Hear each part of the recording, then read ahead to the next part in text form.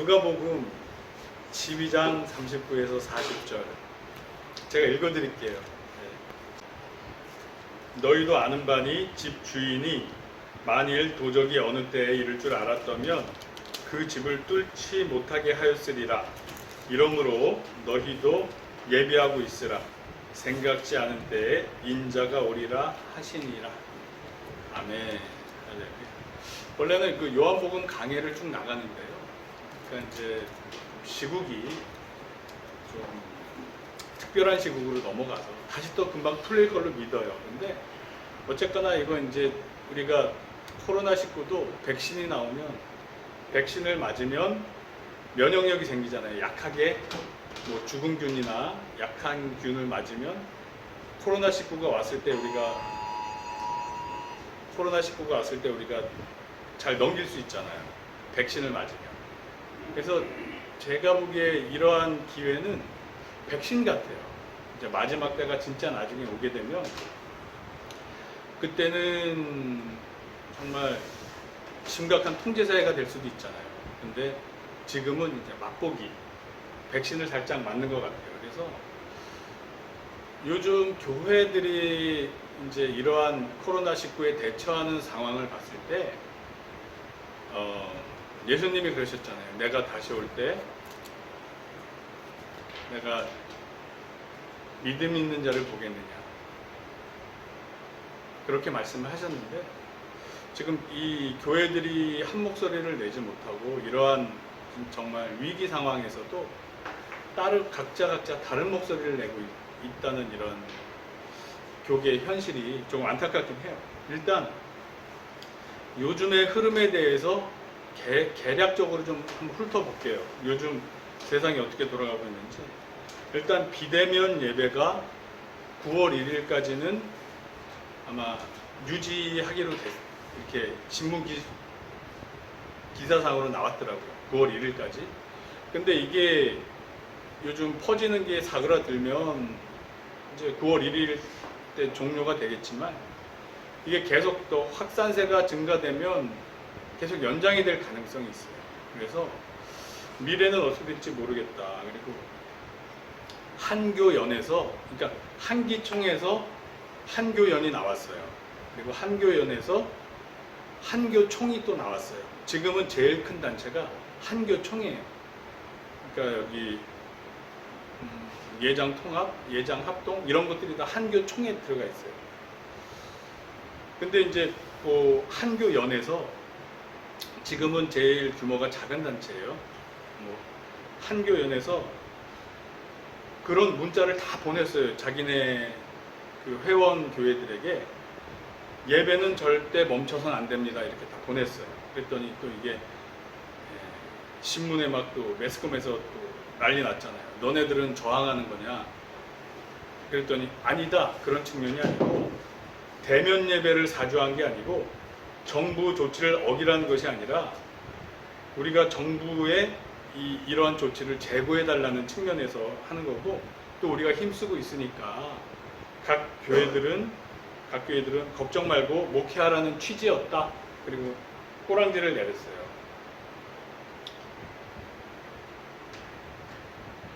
근데 이제 한교총, 지금 제일 큰 단체, 그러니까 예장, 통합, 합동 있는 여기서는 우리가 잘못했다. 교회에서 이렇게 코로나 확진자가 나오는 거는 그 8.15 모임, 또 정강훈 목사 그분 행태 뭐 이런 거 다 묶어서 대신 사과한다. 그리고 꼬랑지 내리고 협조해 주겠다. 그리고 대면 예배를 안 드리고 비대면 예배로 하는 거를 합의해 줬어요. 그러니까 우리나라에서 제일 큰 교회 단체에서 정부가 하라는 대로 무조건 꼬랑지 내리는 시국이에요, 지금. 그러니까 앞으로가 솔직히 좀 걱정돼요. 근데 결정적일 때 어떻게 나오는지 두고 봐야 되겠지만, 그리고 그럼에도 불구하고 부산 기독교 총연합회라고 부기총에서는 뉴스에 제가 오늘 아침에도 확인을 한 건데 현장 예배 우리는 사수한다. 그래서 부산시 행정명령 철회 촉구를 담은 공문을 부산 지역 16개 구군 기독교 연합회 소속 1,800여 지역 교회에 발송하고 예배 강행해라. 지금 이렇게 하고 있어요. 그러니까 이제 부산 지역이 독특한 게 예전에 신사참배 유일하게 반대했던 그쪽 동네예요, 사실은. 그래서 좀 약간 그런 전통이 있어서 그런지 좀 이렇게 버티는 형국이고. 근데 이게 교회에서 확진자가 나왔기 때문에 지금 교회 예배가 비대면으로 바뀌었고 성당 미사와 법당 법회는 제한이 없어요.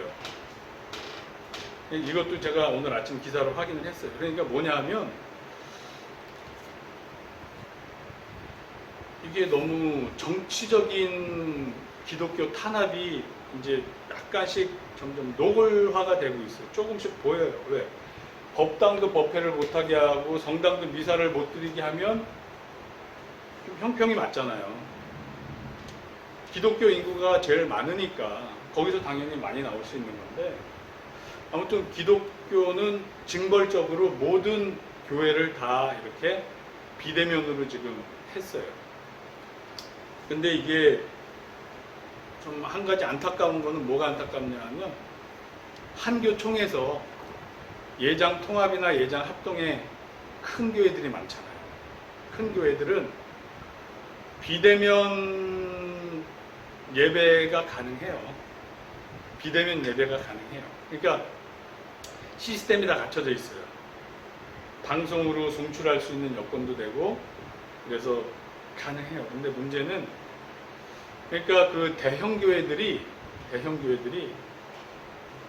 좀 너무 이기적이었다.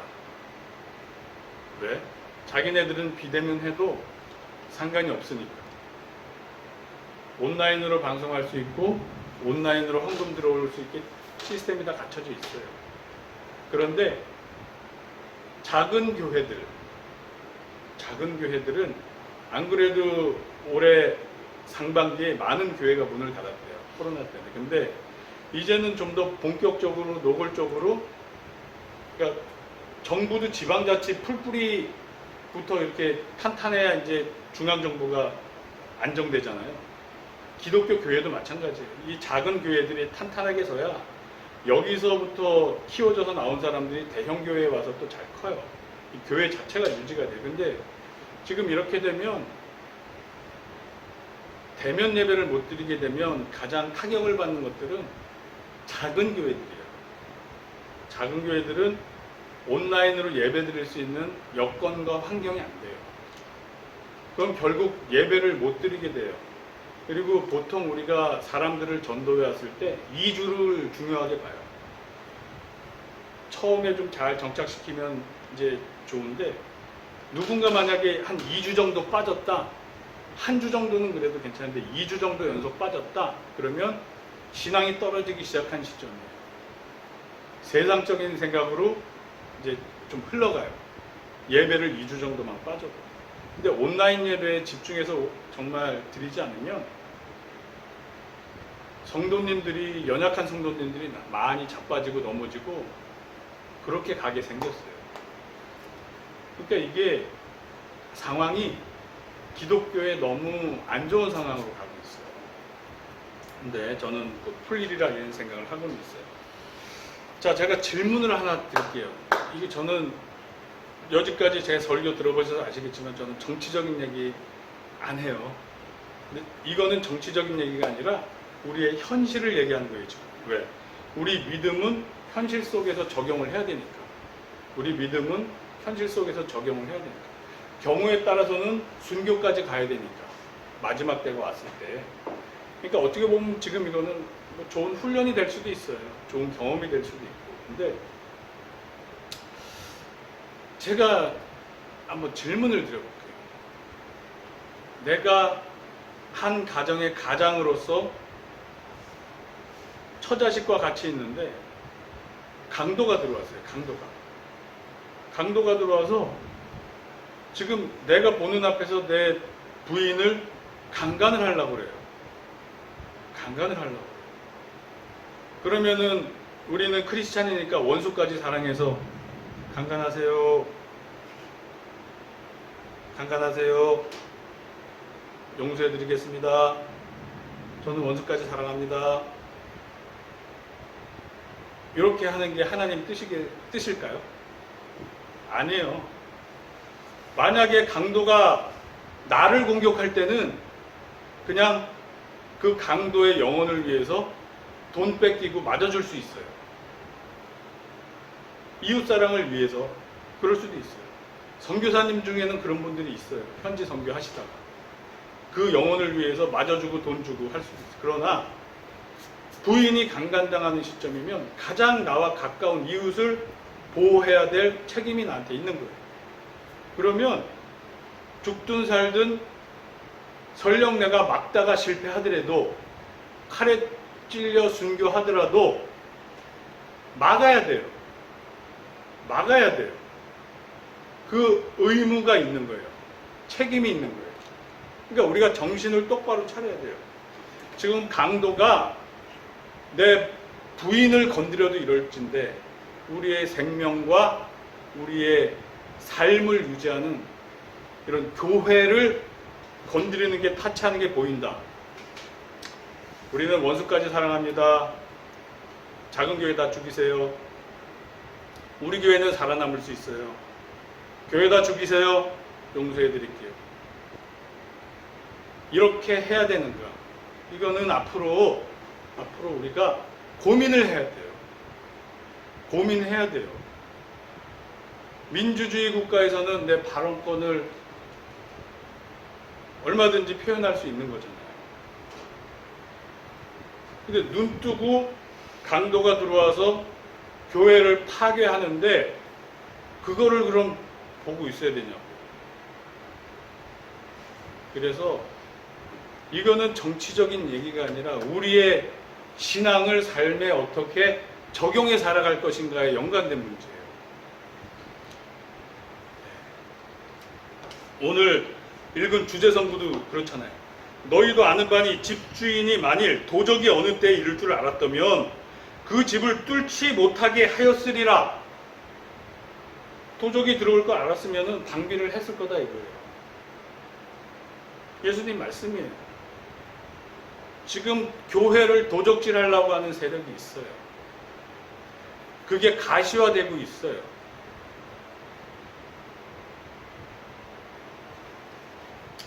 자, 그래서 우리가 이 흐름을 파악하고 있어야 돼요. 흐름을. 적어도. 그리고 액션을 취할 때는 아니에요, 아직은. 그러나 액션을 취해야 될 땐 취해야 돼요. 그 요한계시록 13장 7절에서 10절 말씀을 제가 읽어드릴게요. 또 권세를 받아 성도들과 싸워 이기게 되고, 짐승이 즉 적그리스도가 성도들과 싸워 이기게 된대요. 각 족속과 백성과 방언과 나라를 다스리는 권세를 받으니, 이렇게 쭉 나가요. 이게 무슨 뜻이냐면 그냥 앉아서 죽는 게 아니라 교회가, 성도가 적그리스도와 싸우다가 져요. 싸우다가 져요. 즉 강도가 아내를 강간할 때 몸 바쳐서 싸우다가 실패하고 죽는 거예요. 그리고 교회는 뺏기는 거예요. 강간 당하는 거예요, 결국. 이 하나님의 계획이에요. 하지만 강간 당하는 거를 원수까지 사랑하니까 강간하세요, 이거는 아니라는 거예요. 성도들과 싸운다는 건 일방적인 게 아니에요. 쌍방이 부딪히는 거예요. 성도는 적그리스도 세력과 싸우는 거예요. 영적 전쟁. 아멘. 영적 전쟁. 그런 상황 속에서 저는 그래서 솔직히 좀 우리나라 교회들이 조금 걱정되기 시작했어요. 지금 이 정부에서 약간 본색을 드러나는데 제일 크고 힘 있는 단체에서부터 꼬랑지 내리고 비대면으로 가겠습니다 이랬단 말이야. 그 교회들은 괜찮아. 타격 없어. 온라인 방송할 수 있고 온라인 헌금 받고 대형 교회니까 항상 사람들이 많아. 그러나 작은 교회들은 죽어나가기 시작한다는 거예요. 작은 교회들은 넘어지기 시작한다는 거예요. 즉 머리가 예수님이고 큰 교회들이 어깨라면 작은 교회들은 발가락이란 말이에요. 내 발가락이 지금 썩어 들어가고 잘려나가는데 보호를 해야 돼요, 말아야 돼요? 예수님이 한 지체인데 작은 교회들을 보호해야 돼요, 말아야 돼요? 우리 교회는 살 수 있으니까 작은 교회는 죽든 말든 정부 원하는 대로 타협해 줄게. 그러니까 우리가 좀 잘 생각을 해야 돼요. 과연 이 큰 교회들이 우리끼리만의 이기주의는 없는 건가? 근데 이기주의가 있어요. 있어 왔어요. 왜? 큰 교회들이 지성전 세울 때마다 그 지성전 근처에 있는 작은 교회들은 벌써 전부터 죽어나가기 시작했어요. 그게 여기까지 온 거예요. 그게. 즉 예수님의 같은 지체로서 내가 조금 더 힘이 있다면 힘없는 교회를 보호하려고 하는 자세가 있었어야 되는데 그래오지 못한 게 이러한 결과까지 나오는 거예요. 이제 교회에 생사가 달려있는 문제에도 자기네 이기주의를 버리지 못하는 거예요.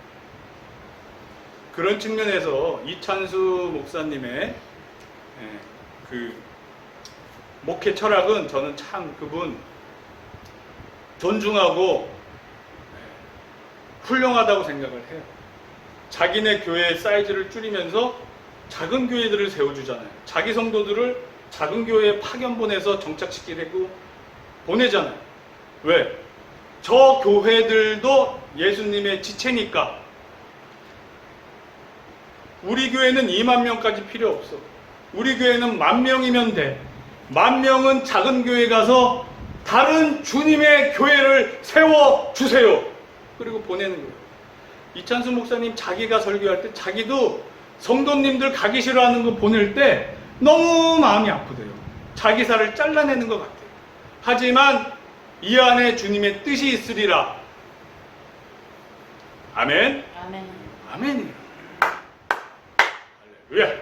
이런 좋은 건 우리도 배워야 돼요. 우리가 규모는 작고 힘없는 교회지만 연약한 지체, 연약한 사람을 도울 수 있는 교회가 돼야 돼요. 우리 교회도. 우리가 할 수 있는 한에서는. 그래야 교회가 썩질 않아요. 왜? 그게 예수님의 하나님 사랑과 이웃 사랑하는 원뜻이기 때문에. 원뜻이기 때문에.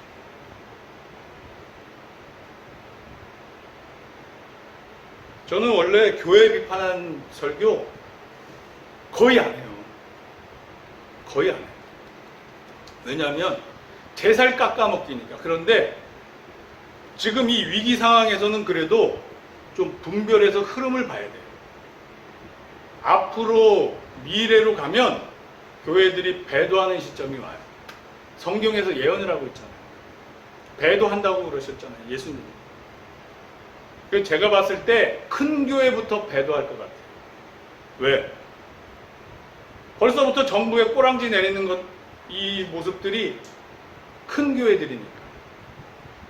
그나마 여기 연세중앙교회는 수요일날 대면 예배 했다가 매스컴에서 막 죽이자고 덤벼드니까 바꿨어요. 큰 교회 중에 그나마 버틴 교회는 연세중앙교회. JTBC 방송을 보는데 기자가 막 질문하면서 막 촬영하는 거야. 지금 이 시국에도 연세중앙교회는 대면 예배를 드리고 있습니다. 벌금을 높여야 됩니다. 그렇지 않으면 계속 이렇게 합니다. 매스컴에서 교회 하나를 죽이려고 아주 작정을 하더라고요.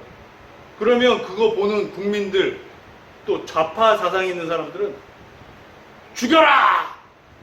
이 시국에 저것들 응징해야 돼. 이렇게 선동이 돼버린다. 이게 현실로 다가오고 있어요. 이 시국은 제가 보기엔 풀려요. 하지만 나중에 진짜 적그리스도가 잡게 되면 그때는 우리는 우리 목을 내놔야 돼요. 지금은 이렇게 약간 스파이 작전 하듯이 이렇게 싹 하잖아요. 그때 되면은 북한 사람들 진짜 목숨 걸고 하듯이, 우리는 걸려야 300만 원, 북한에선 걸리면 온 가족 몰살. 우리는 걸려도 300만 원, 그것도 한 번이 아니라 경고 3번째. 그러니까 우리 이런 거는 지금 어린애 장난 같은 거예요, 사실. 북한의 교회, 지하교회 성도님들에 의한, 내지는 중국에 있는 교회 성도님들에 의한, 삼자교회 말고 지하교회 성도님들에 의한. 그렇습니다. 그래서 요한계시록 13장 9절에 예수님이 뭐라 그러시냐면, 누구든지 귀가 있거든 들을지어다. 사로잡힐 자는 사로잡혀 갈 것이요, 칼에 죽을 자는 마땅히 칼에 죽을 것이나 성도들의 인내와 믿음이 여기 있느니라. 예수님이 내가 너희 구원해 줄게, 너희 목숨 부지시켜 줄게, 살려 줄게가 아니라 잡혀가, 죽을 때 되면 죽어. 예수님의 말씀입니다. 12제자들도 다 죽었잖아요. 다 순교했잖아요. 사도 요한 빼고. 왜? 이 세상이 끝이 아니니까. 이 세상 끝나고 우리가 가야 될 천국과 지옥이 있으니까 예수님이 이렇게 말씀을 하시는 거예요. 이 땅에서는 미련 갖지 말고 죽어. 죽을 때 되면 죽어. 대신에 천국에서 내가 너희들 영생을 줄게. 아멘. 아멘. 그러니까 우리가 이 땅 살면서 구차하게 살 필요는 없어요. 때가 되면 네, 그냥 주님한테 맡기고 가는 거예요. 우리 생명도. 저나 강 목사님은 한번 병으로 죽을 뻔했잖아요. 별거 아니에요. 그러다 그냥 숨 끊기면 죽는 거예요. 또 우리 성도님들 중에도 죽을 고비 겪으신 분들 있잖아요. 구차하게 그럴 거 없이 정말 예수님의 그 사랑, 그 의리, 그 신뢰, 배신하지 않고 가는 거죠. 가는 거. 그러니까 그러기 위해서는 평상시에 우리의 삶이 열매 맺는 삶이 돼야 돼요. 우리의 삶이 열매 맺는 삶이 돼요. 성령님의 인도하심에 항상 순종하는 삶이 돼요.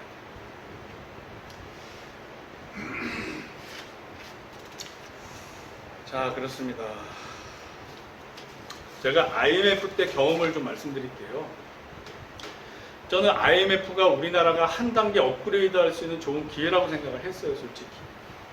왜? 고난이 축복이 될 수 있으니까. 근데 제가 IMF를 보면서 너무 마음이 아픈 거는 우리나라 국민들이, 저는 우리 국민들한테 희망을 좀 봤었는데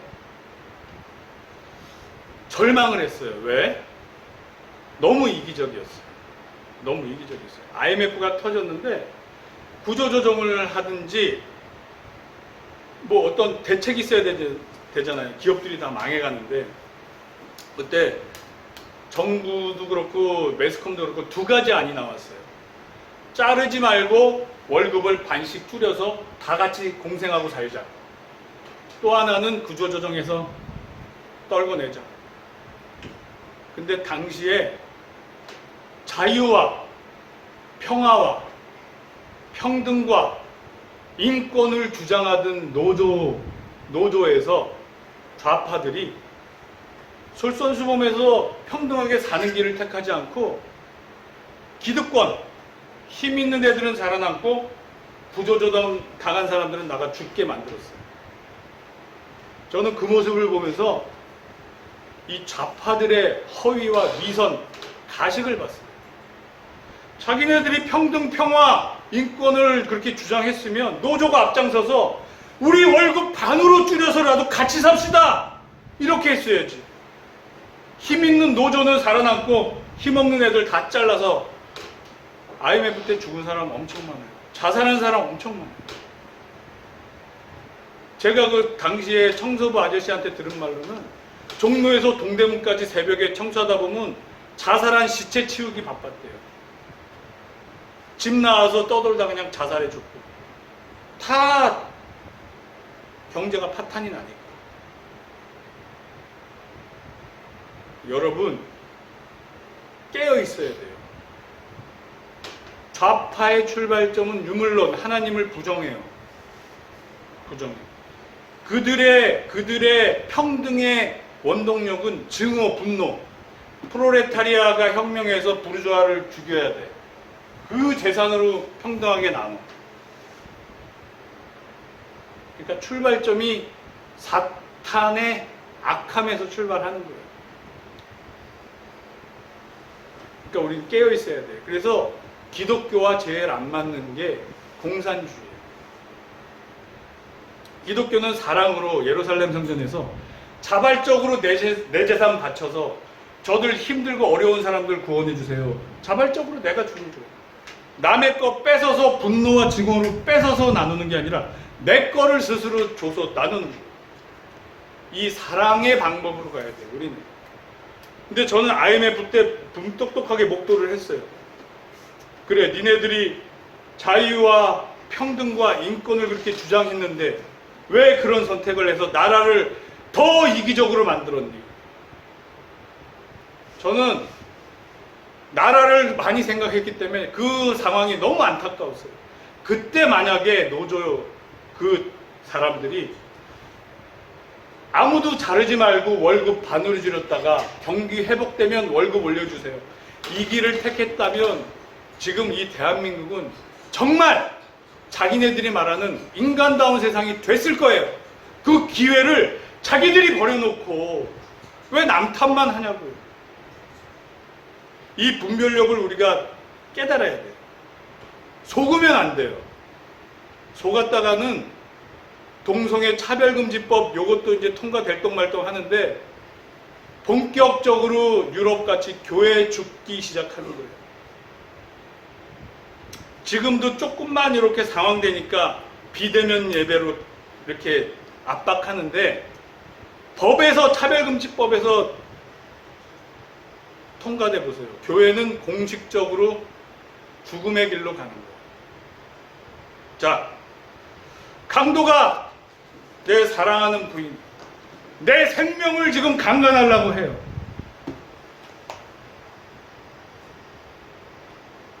어떤 선택을 해야 돼요, 우리는? 이거는 정치적인 얘기가 아니에요. 나의 생존의 문제예요. 생존의 문제. 그래서 지금은 우리가 뭐 이렇게 막 진짜 저도 386 세대라 화염병 날라다니고 돌 던지고 막 저 전경들 막 다 경험해 봤어요. 지금 우리가 나가서 그렇게 할 때는 아니잖아요. 그럼 뭘 해야 되겠어요? 분별을 해야 기도도 올바로 할 수 있어요. 분별을 해야 기도도 올바로 할 수 있어요. 이 나라가 바로 서게 기도하고 주변 사람들이 깨어서 정말 예수님 닮아가는 삶을 살도록 나부터 이웃사랑 하면 되잖아요. 나부터 살면서 열매 맺으면 되잖아요. 예수님이 끌려가게 되면 끌려가, 죽게 되면 죽어, 이 말씀을 하신 거는 이 땅에서 너무 연연하지 말고 하나님 사랑, 이웃 사랑을 실천하다가 그러다가 순교당하든지 수명대로 살든지 그렇게 살다가 와라 이 뜻인 거예요.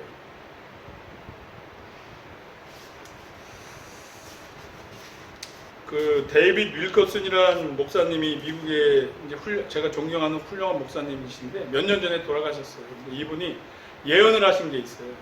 마지막 때가 되면 큰 교회가 두 개로 나뉜대요. 카톨릭을 중심으로 종교 통합이 된 이런 기독교가 하나 가고 지하교회 영적으로는 정말 은혜 있는 교회는 이 지하교회가 되는 거죠. 지하교회로 간다는 거예요. 그래서 여러분들도 이제 한번 세상 돌아가는 걸 이렇게 보세요. 그러면 아마, 그리고 칼빈이나 루터 이 종교 개혁자들이 적그리스도로 지명한 사람들이 사실 교황이었어요. 그래서 앞으로도 이 카톨릭은 많이 성경에서 벗어나왔어요. 첫째, 성경의 권위보다 교황의 말씀이 우선돼요. 이거는 우리 기독교에서는 이단이에요. 기독교에서 성경보다 교주 말에 더 권위를 두면 이단으로 정죄받아요. 그러나 카톨릭은 워낙 세력이 크고 건드릴 수가 없으니까 못 건드리는 거예요. 타협을 하는 거지.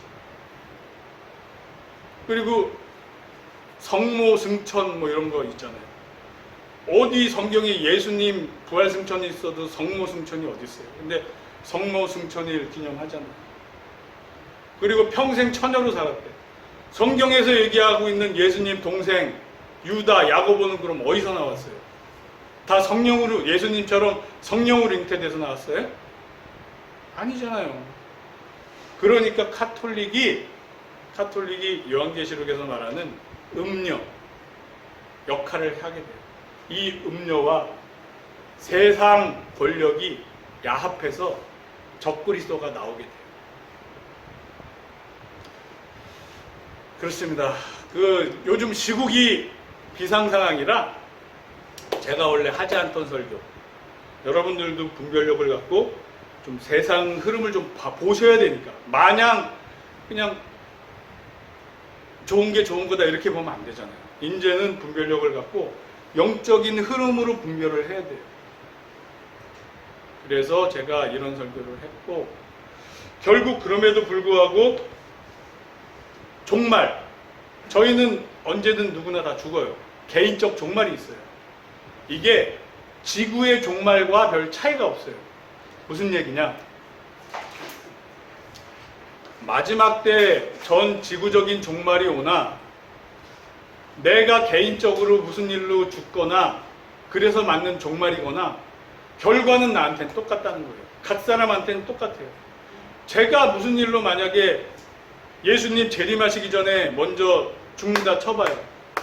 나한테는 그 순간이 종말인 거예요. 그 순간이 지구의 종말인 거예요. 그 순간 하나님 앞에 가서 심판받는 거예요. 너가 예수님을 믿었으면 구원받을 것이요. 예수님을 제대로 믿지 않고 회개치 않았으면 넌 지옥 갈 것이다. 이렇게 되는 거예요. 즉, 아무리 세상이 말세로 힘들어지고 어려워져도 각자는 자기 개인의 종말 앞에 서야 돼요. 무슨 얘기냐? 매일의 삶에서 영적 전쟁에서 내가 이겨야 돼요. 그래야 이 나중에 올 대종말, 지구의 종말에도 대처할 수 있어요. 나한테 있는 개인적 종말도 해결하지 못하고 어떻게 그걸 대비를 한단 말이에요. 나한테 오는 매일의 시험과 도전, 영적 도전, 이겨 나가셔야 돼요. 시기, 질투, 미움, 육신의 정욕, 안목의 정욕, 이생의 자랑, 이런 것들, 예수님으로부터 오는 게 아니라 세상으로부터 오는 모든 것들, 이생의 염려에 잡히면 열매를 못 맺어요. 향락에 잡혀도 열매를 못 맺어요. 재물에 탐욕을 느껴도 열매를 못 맺어요. 즉, 내가 매일매일 영적 전쟁에서 예수님 붙잡고 내 자아를 죽이며 이기는 삶을 사셔야 돼요. 그러면 개인 종말이나 지구 종말이나 결과는 똑같다니까요. 내가 주님 앞에 맞을 결과는 똑같다니까요. 흔들릴 거 없어요. 설령 우리나라가 지금보다 더 안 좋아져도 내가 개인적 영적 전쟁에서 이기고 있으면 It's okay. It's okay. 왜? 설령 순교하더라도 난 천국 가니까.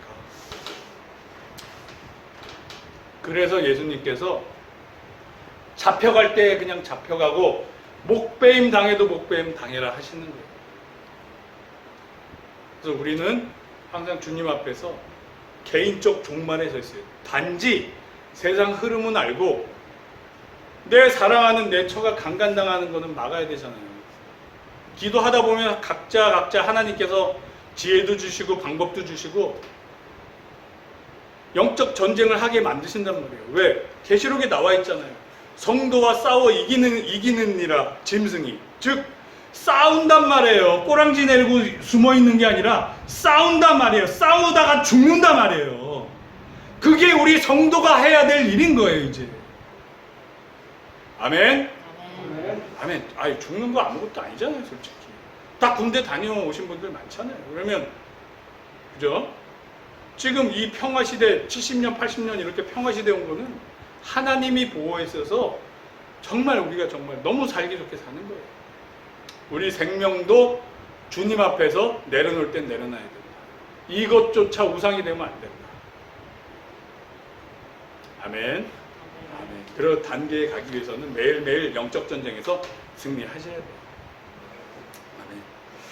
자, 저와 여러분들이 이 매일매일의 삶의 영적 전쟁에서 이겨서 열매 맺는 하나님 사랑, 이웃 사랑하는 열매 맺는 삶을 살 줄로 믿습니다. 기도하겠습니다.